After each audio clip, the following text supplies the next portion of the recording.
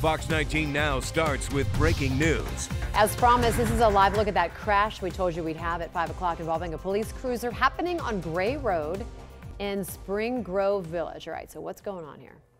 We are told several roads in the area are currently closed.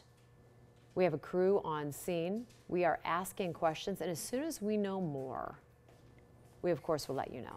Yeah, the scene was cleared by police. Gray Road is now back open. That's all over the last 30 minutes, but you can still see remnants of where this accident took place. In fact, just behind me, this is small grassy embankment, and you can see the tire tracks heading towards the ditch. You can see the mud from where the grass was ripped up by the tires, and then it's those dark spots just beyond the sewer is where the accident actually took place, and that was a black Mercury sedan who struck the police cruiser. The sedan by the Mercury was completely disabled, but the police cruiser sustained minor damages. There were no injuries in this accident, but this all stems from an incident on the BP gas station on Whitten Road. In fact, Sergeant James Perkins says the victim, who's a young 50s, came out of the BP gas station and saw 4 teenagers attempting to steal his car. The victim was coming out to his car. The suspects jumped and assaulted the victim and took his car and fled from the BP at 255 West Mitchell.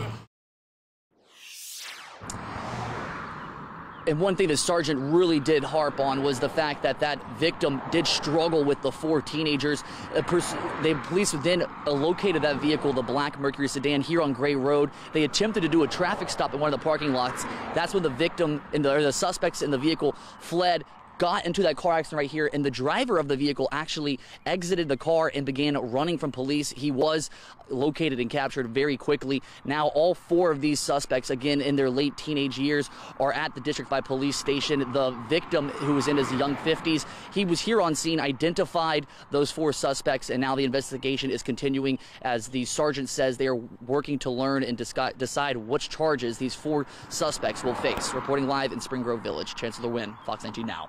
Drivers in a tri-state neighborhood are warning others about credit card skimmers at nearby gas pumps. Now, credit card skimmers on pumps at a Loveland gas station left customers vulnerable for credit card fraud. Yeah, police are now offering advice to drivers on what to look for when filling up at the pump. I'm really curious about this because do you ever really look, Chancellor? I mean, if somebody actually had a skimmer on there, could you tell? Well, after seeing the Loveland Police Facebook post, I think there are a few things that I would personally be looking for. For example, this is a pump on West Loveland Avenue at the mobile gas station. This is one of the pumps that had the skimmer on it. Now, Loveland Police say there are a few things you can do to check to see if a pump has been compromised. For example, this pump has now seals, both one on this side and 2 additional seals on this side.